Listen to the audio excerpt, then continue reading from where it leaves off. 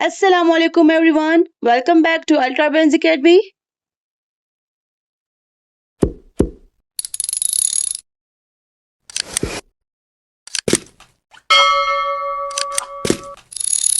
In the last lecture we have discussed about proteins. Proteins के बारे में थोड़ा सा इंट्रोडक्शन हम लोगों ने डिस्कस किया था. प्रोटीन्स क्या है? एबंडेंट ऑर्गेनिक बायोमोलिक्यूल्स है जो कि 15% बॉडी का वेट बना रहे होते हैं. इसके अलावा हम लोगों ने उसके क्लासिफिकेशन के बारे में बात की थी. सिंपल प्रोटीन्स भी हो सकती है जिसमें आपको जस्ट अमाइनो एसिड्स मिलेंगे, और कंजुगेटेड प्रोटीन्स भी हो सकती है जिसमें आपको अदर देन अमाइनो एसिड और भी ग्रुप्स मिलेंगी.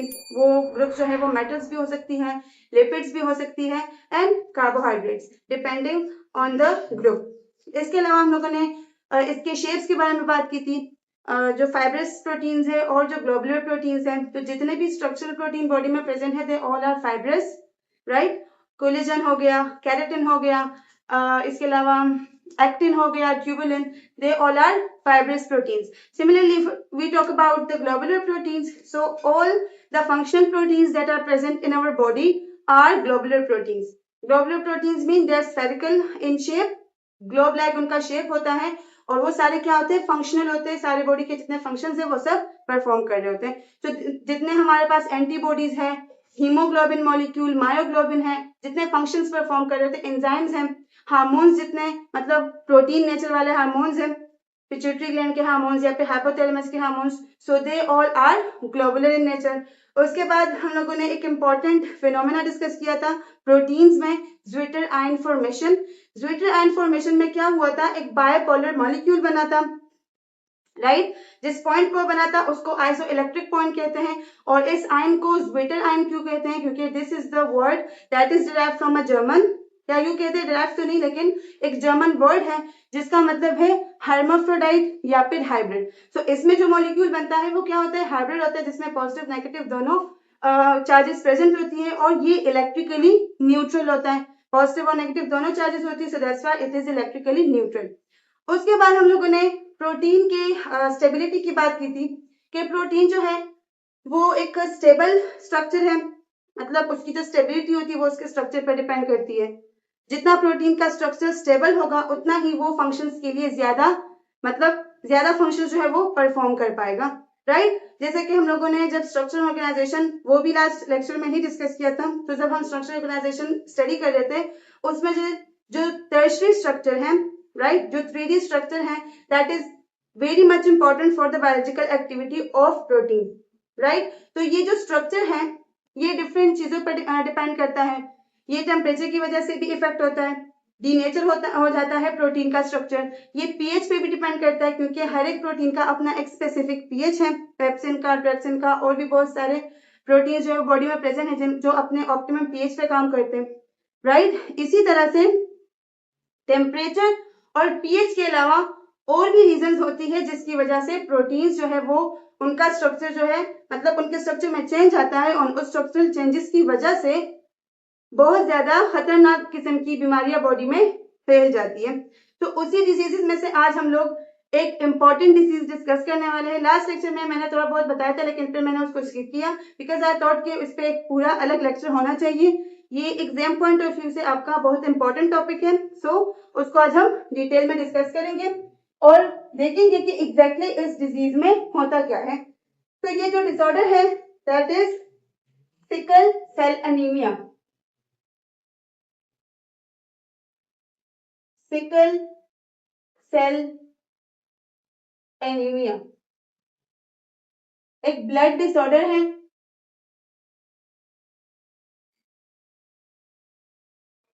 So before understanding sickle cell anemia, let's discuss its background. थोड़ी सी इससे, मतलब जो सिकल सेल एनीमिया है ये कॉज किस चीज में होता है, इससे क्या इफेक्ट होता है? हीमोग्लोबिन. तो सबसे पहले उसके बारे में थोड़ा सा डिस्कस करते हैं, then we will move toward the sickle cell anaemia. तो सबसे पहले अगर हीमोग्लोबिन की बात करें, so we have three types of hemoglobin, that is hemoglobin A,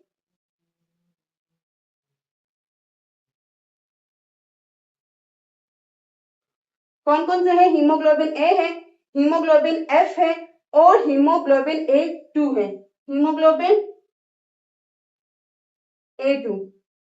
Now among these hemoglobin, if we see 98% जो कि abundance में present है, that is hemoglobin A, that is 98% present in our body.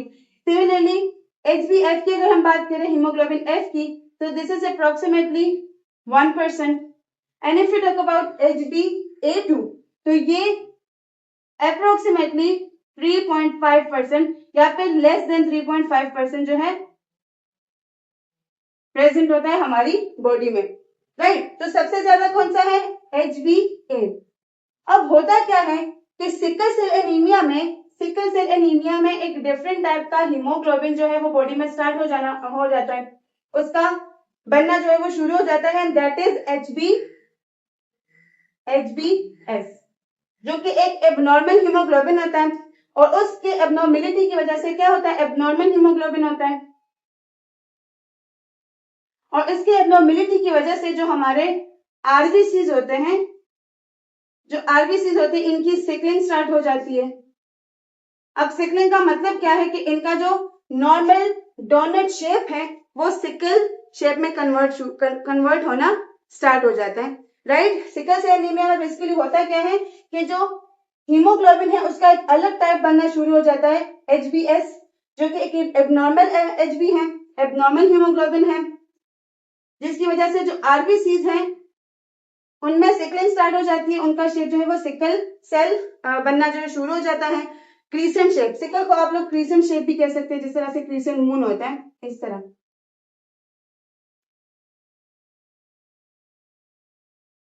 और इसमें basically होता क्या है, जो ब्लड फ्लो होता है रिड्यूस हो जाता है. The sickling of RBCs leads to the reduction in the blood flow. Alright. अब इसके बाद अगर देखें तो सिकल सेल एनीमिया जो है ये एक रिसेसिव डिसऑर्डर है. ये क्या है? ये एक रिसेसिव डिसऑर्डर है.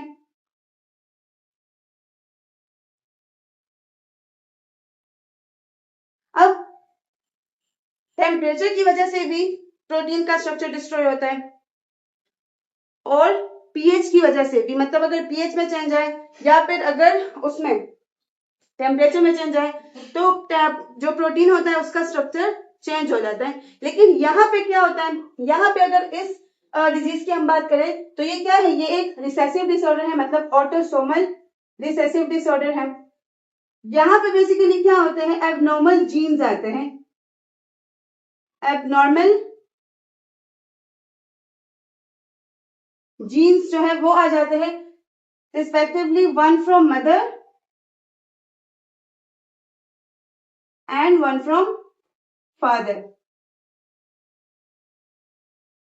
सो रिसेसिव जो डिसऑर्डर है सिकल सेल एनीमिया क्या है? ये एक ऑटोसोमल रिसेसिव डिसऑर्डर है in which an organism get one abnormal gene from mother and one abnormal gene from father.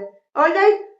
अब होता क्या है कि इस एबनॉर्मल जीन्स की वजह से क्या हो जाता है? एबनॉर्मल HB जो है वो स्टार्ट हो जाता है. एबनॉर्मल HB जो है वो जब बनता है तो वो सेल की सिकलिंग स्टार्ट कर लेता है, उसकी वजह से ब्लड फ्लो रिड्यूस हो जाता है. अब बेसिकली इन एबनॉर्मल जीन्स की वजह से होता क्या है, ये जितना मतलब सिकल सेल एनीमिया जब कोज होता है तो एग्जैक्टली हो क्या रहा होता है? ये सब कुछ हो रहा होता है पॉइंट म्यूटेशन की वजह से. पॉइंट म्यूटेशन का मतलब क्या है? चेंज आना, ठीक है, डीएनए के सीक्वेंसेस. सो पॉइंट म्यूटेशन क्या है कि एक स्पेसिफिक पॉइंट पे चेंज आता है, राइट. अगर हम लोग सिकल सेल एनीमिया के केस में बात करें तो सिकल सेल एनीमिया मैंने आपसे कहा ना कि क्या बनना स्टार्ट हो जाता है? एबनॉर्मल हीमोग्लोबिन बनना स्टार्ट हो जाता है, right. So if we talk about haemoglobin, तो एचबी में वी ऑल नो कि दो अल्फा चेन्स हैं और दो बीटा चेन्स हैं. अल्फा जो है वो सेम रहता है, अल्फा में कोई स्ट्रक्चरल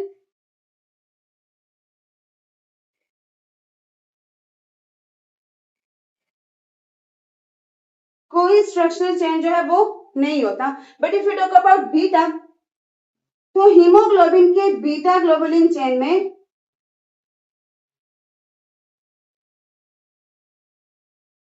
हीमोग्लोबिन के बीटा ग्लोबिन चेन में चेंज आ जाता है।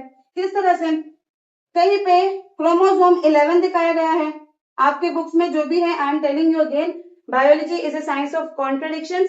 आपको इसमें कॉन्ट्रडिक्शंस जो है वो मिलेंगी, तो आपके बुक में जो है आप उसी को फॉलो करें, राइट। कहीं पे क्रोमोसोम 6 का बताया जा रहा है और कहीं पे 11 का। तो इन क्रोमोसोम्स में पॉइंट म्यूटेशन के बेस पे एक चेंज आता है, जैसे कि अगर हम देखें तो वी ऑल नो के अमाइनो एसिड्स के लिए क्या है, कोडॉन्स प्रेजेंट होते हैं जो कि स्पेसिफिक अमाइनो एसिड के लिए कोड कर रहे होते हैं। हमें सब पता है ना कि 64 कोडॉन्स जो है वो प्रेजेंट है नेचर में, जो कि स्पेसिफिक अमाइनो एसिड के लिए कोड कर रहे होते हैं। तो इसी तरह से अगर हम देखें हीमोग्लोबिन के स्ट्रक्चर में ग्लूटामिक एसिड के लिए जो कोडॉन कोड कर रहा होता है वो कुछ इस किस्म का होता है, जैसे कि 1 2 3 1 2 3 ट्रिपलेट होता है। कोडॉन क्या होता है? ट्रिपलेट होता है अमाइनो एसिड्स का, जो कि स्पेसिफिक अमाइनो एसिड के लिए कोड कर रहे होते हैं। तो अब अगर यहाँ पे देखें अमाइनो ग्लूटामिक एसिड में हम देखें तो ग्लूटामिक एसिड के लिए जो कोडॉन कोड कर रहा होता है उसका सीक्वेंस जो है वो ऐसे होता है कि गुआनिन, एडेनिन एंड देन आपके बाद फिर से गुआनिन। यहाँ पे आता है गुआनिन के साथ अटैच होता है साइटोसिन, देन टी थाइमिन और फिर अगेन साइटोसिन। तो ये कोड कर रहा होता है ग्लूटामिक एसिड के लिए, राइट। ये जो कोडॉन है ये कोड कर रहा होता है अमाइनो एसिड के लिए। तो कुछ पॉइंट म्यूटेशंस के बेस पे क्या हो जाता है कि इनमें चेंज आ जाता है, इनके इन सीक्वेंस में चेंज आ जाता है। जैसे कि जी हुआ तो ए की जगह यहाँ पे अटैच हो जाता है टी, अगेन आपके पास जी हुआ, उसके अगेंस्ट फिर जी सी, टी की जगह अगर यहाँ ए है तो अब ये ए यहाँ आ जाएगा एंड देन सी। अब इस कोडॉन में क्या करना है कि इसने वेलिन के लिए कोडिंग करनी है, इसने वेलिन के लिए कोडिंग करनी है, क्लियर। अब ग्लूटामिक एसिड की जगह कौन आएगा? वेलिन आएगा, और यही वेलिन जो है ये क्या कर देता है, यही एब्नॉर्मेलिटी कॉज कर लेता है, एब्नॉर्मेलिटी कॉज कर लेता है, एचबीएस की प्रोडक्शन स्टार्ट कर लेता है। और क्योंकि यहाँ पे जो फंक्शन ग्लूटामिक एसिड परफॉर्म कर रहा था वो तो वेलिन नहीं कर रहा, क्योंकि वेलिन का तो अपना फंक्शन है, राइट। जितने भी अमाइनो एसिड्स, जितने भी प्रोटीन्स है वो अपने फंक्शंस में, अपने स्ट्रक्चर्स में बहुत स्पेसिफिक होते हैं। तो जैसे कि अगर आप लोग एंजाइम का देखें तो एंजाइम जो है वो एक हर एक जो एक्टिविटी है, हर एक जो प्रोसेस है, हर एक जो रिएक्शन है उसको कैटेलाइज करने के लिए स्पेसिफिक अमाइनो एंजाइम प्रेजेंट होता है। कोई दूसरा एंजाइम आके उस एक्टिविटी को कैटेलाइज नहीं करता। तो इसी तरह से यहाँ पे भी बहुत स्पेसिफिसिटी मौजूद होती है। सो अगर वेलिन जो है वो ग्लूटामिक एसिड की जगह आ जाए तो क्या हो जाता है, HbS की फॉर्मेशन स्टार्ट हो जाती है। किसकी? HbS की फॉर्मेशन स्टार्ट हो जाती है, और उस HbS के फॉर्मेशन की वजह से क्या हो जाता है कि आरबीसी जो है वो सिकल सेल स्टार्ट स्टार्ट होना शुरू हो जाते हैं, जिसकी वजह से ब्लड फ्लो जो है वो रिड्यूस हो जाता है। इसके अलावा पेन क्राइसिस स्टार्ट हो जाते हैं। ब्लड जो है, अगर ब्लड का फ्लो रिड्यूस हो जाए तो पेन क्राइसिस आपको बॉडी में हर जगह जो है क्राइसिस, आपको पेन फील होता है। Let me check out the video. आप लोग को क्या होता है, हर जगह पेन जो है वो फील होता है आपकी बॉडी में, क्योंकि एक एब्नॉर्मल हीमोग्लोबिन जो है वो बन रहा होता है, जो कि आपको आपके ब्लड को सही से कैरी आउट कर ही नहीं रहा, आपके ऑक्सीजन को सही से कैरी कर ही नहीं रहा, राइट। क्योंकि वहां पे क्या हो जाता है, आरबीसी जो है वो सिकल शेप हो जाते हैं, वहां पे ब्लड फ्लो जो है वो रिड्यूस हो जाता है, तो पेन क्राइसिस भी आ जाती है। इसके अलावा आप लोग को डिजीनेस या फिर जो है फैटीग कॉज होता है। तो ये सारे जो है डिजीजेस कॉज हो जाते हैं किसकी वजह से, सिकल सेल एनीमिया की वजह से। इसके अलावा आपके डिफरेंट जो ऑर्गन्स हैं या जो स्ट्रक्चर्स हैं, अगर उनको ब्लड नहीं पहुंच रहा तो वो भी क्या हो जाते हैं, डैमेज हो जाते हैं, राइट। सो ये था सिकल सेल एनीमिया के बेसिकली होता क्या, हम कहते हैं कि ग्लूटामिक को जो है ग्लूटामिक एसिड को वेलिन रिप्लेस कर लेता है, लेकिन एग्जैक्ट होता क्या है कि कोडॉन में चेंजेस आ जाती है। जो कोडॉन जो है वो ग्लूटामिक एसिड के लिए कोड कर रहा था उसकी जगह कोई और आ जाता है और वेलिन ऐड हो जाता है, तो हमारे पास एक एब्नॉर्मल जो हीमोग्लोबिन है उसकी जो है फॉर्मेशन स्टार्ट हो जाती है। सो हम लोगों ने आज क्या सीखा, हीमोग्लोबिन जो है हमारी बॉडी में 3 टाइप्स ऑफ हीमोग्लोबिन है। जो सबसे ज्यादा एबंडेंस में है वो कौन सा है, 98% जो है that is haemoglobin A. Then we have haemoglobin F and haemoglobin A2 that is less than 3.5% approximately. अब अगर बात करें सिकल सेल एनीमिया की, तो सिकल सेल एनीमिया में होता क्या है कि एक एबनॉर्मल हीमोग्लोबिन जो है वो बॉडी में बनना स्टार्ट हो जाता है, दैट इज हीमोग्लोबिन एस। वो हीमोग्लोबिन एस जो है वो क्या होता है, एबनॉर्मल होता है, ठीक है। वो जो हीमोग्लोबिन एस है वो क्या है, एबनॉर्मल होता है, जिसमें हमारे जो मेन ब्लड सेल्स है, आरबीसीज है, जिन्होंने क्या करना होता है, बॉडी का बहुत इंपॉर्टेंट फंक्शन परफॉर्म कर रहे होते हैं, उनमें प्रेजेंट होता है हीमोग्लोबिन। हीमोग्लोबिन जो है वो ऑक्सीजन कैरी करता है। एंड वी ऑल नो कि हमारी बॉडी में जो है हर एक सेल में, मतलब हमारी बॉडी में क्या प्रेजेंट है, डिवीजन ऑफ लेबर प्रेजेंट है। हर एक सेल ने एनर्जी प्रोड्यूस करनी होती है, उस एनर्जी के प्रोडक्शन के लिए उसको ऑक्सीजन रिक्वायर्ड होता है, और उस ऑक्सीजन को कैरी करने का काम किसका होता है, हीमोग्लोबिन का होता है। सो अगर आपकी बॉडी का हीमोग्लोबिन ही काम छोड़ दे, एबनॉर्मल हीमोग्लोबिन प्रोडक्शन आपकी बॉडी में हो जाए, देन जो रिजल्ट होगा वो आपको खुद पता है कि हर एक जो सेल है वो सही से अपना फंक्शन परफॉर्म ही नहीं करेगा। सो एबनॉर्मल हीमोग्लोबिन के बनने से जो आरबीसीज हैं, उन आरबीसी में सिकलिंग स्टार्ट हो जाती है। उनका जो नॉर्मल ग्लोब या फिर डोनट टाइप शेप है वो सिकल होना शुरू हो जाता है, सिकल शेप अख्तियार करना कर लेता है। जैसे कि सिकल सेल में हम लोग क्रीसेंट मून का आप लोग एग्जांपल ले सकते हैं, राइट, जिसकी वजह से होता क्या है कि ब्लड फ्लो जो है वो रिड्यूस हो जाता है, और ब्लड फ्लो के रिड्यूस होने के बाद पेन क्राइसिस होते हैं। ऑर्गन जो है, डिफरेंट ऑर्गन्स और डिफरेंट स्ट्रक्चर्स, अगर उनको ब्लड नहीं पहुंचता तो वो डैमेज हो जाते हैं, और उसके अलावा और भी बॉडी में बहुत सारे डिजीज जो है वो मतलब और भी डिजीजेस को जो है वो दावत दे देते हैं, जब हमारी बॉडी में सही से ब्लड जो है वो डिफरेंट ऑर्गन्स और स्ट्रक्चर्स तक नहीं पहुंचता, राइट। सो जो सिकल सेल एनीमिया है वो क्या है, एक रिसेसिव ऑटोसोमल डिसऑर्डर है, जिसमें एबनॉर्मल जीन्स जो है मदर और फादर से आ जाते हैं, single from mother and single from father. और ये सब होता किस बेस पे है, पॉइंट म्यूटेशन। अब यहाँ पे टेम्परेचर के चेंज होने या पीएच के चेंज होने पे बात नहीं हो रही, यहाँ पे जो चेंज आ रहा है अमीनो एसिड में, that is because of point mutation. Mutation होगी, और म्यूटेशन में क्या होता है, पॉइंट म्यूटेशन।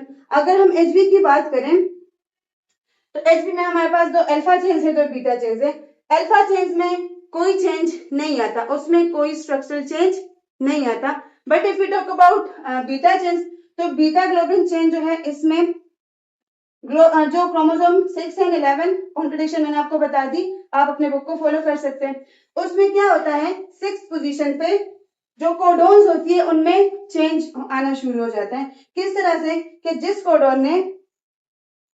कोडोन ने ग्लूटामिक एसिड के लिए कोड करना था उसमें चेंजेस आ जाती है, और वो चेंज किस तरह से आते हैं, यहाँ देखिए एडेनिन की जगह पे थायमीन आके बाइंड हो जाता है, जिसकी वजह से अब ये जो कोडोन है इसमें कोड करना होता है वेलिन के लिए। सो ग्लूटामिक एसिड की जगह कौन आ जाता है, वेलिन आ जाता है, वो बाइंड हो जाता है। तो जो प्रोसेस ग्लूटामिक एसिड का था, जो फंक्शन ग्लूटामिक एसिड का था, जो रोल इसने प्ले करना था वो इसने नहीं किया, तो वो कौन करेगा, वेलिन करेगा। और वेलिन क्या करेगा, डिस्ट्रक्शन कॉज करेगा, एक एबनॉर्मल हीमोग्लोबिन बनाएगा, और उस एबनॉर्मल हीमोग्लोबिन की वजह से आरबीसी के जो सेल्स हैं, जो शेप है उसका वो चेंज हो जाएगा, ब्लड फ्लो रिड्यूस हो जाएगा, और ब्लड फ्लो के रिड्यूस होने के साथ पेन होगा, आपको बॉडी के हर एक पार्ट में पेन जो है वो फील होगा। एंड अलॉन्ग विद दैट आपके जितने भी ऑर्गन्स है या जितने भी स्ट्रक्चर्स है, अगर उनको ब्लड नहीं पहुंच रहा तो उनमें भी डैमेज आना स्टार्ट हो जाएंगी, right. So this was all about sickle cell anaemia.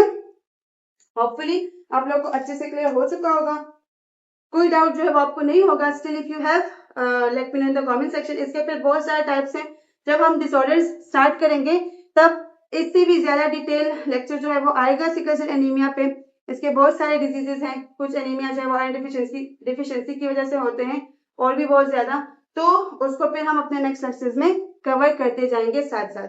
सो अब तक तो इतना ही था प्रोटीन के साथ, आप इसके कॉन्सेप्ट को बस इतना ही समझे, इतना ही इसको रखे, और पढ़ाई करते रहे, अपना आपका नाम रोशन कीजिए, अल्ट्रा वेज एकेडमी के साथ कनेक्ट रहिए। Do like, share and subscribe it, share it with your friends so they can also get benefit from a beneficial knowledge, and अपना बहुत सारा ख्याल रखिए। Thank you very much.